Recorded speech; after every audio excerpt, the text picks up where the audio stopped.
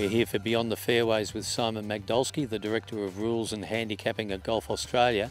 And today, Simon, we're quite literally beyond the fairway. We're in a rough situation and we're talking about taking relief in some unusual circumstances. Mark, good to be with you, and yes, beyond the fairway we indeed are.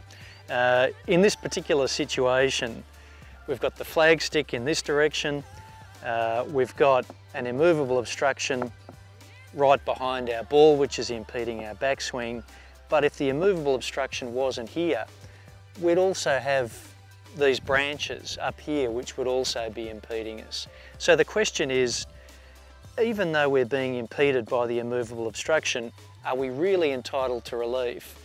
Because by getting relief from one thing, we'd also be getting relief from the tree.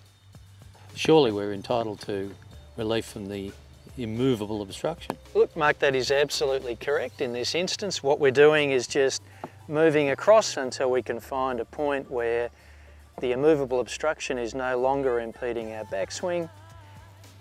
That's right there, that's our nearest point of relief.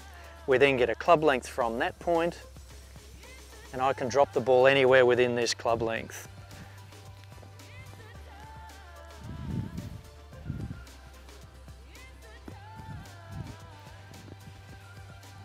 The immovable obstruction is no longer impeding me. As it happens, the tree's not impeding me. I've now got a perfectly clear backswing, but I've just got lucky.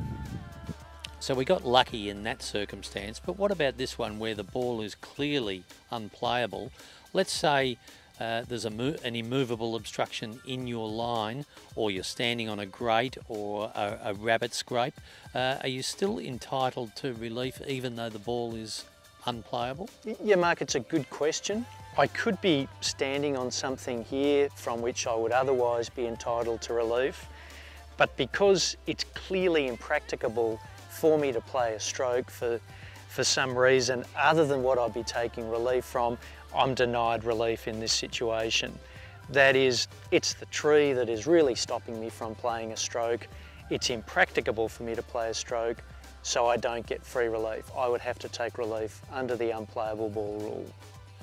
So that actually covers a letter that we got from a frustrated golfer who was talking about a situation where relief was denied by a marker because a player was restricted by trees when he was standing in a rabbit scrape. So what's the situation in that instance? Yeah, I mean, I guess the first thing is frustrated golfer covers just about all of us, I think.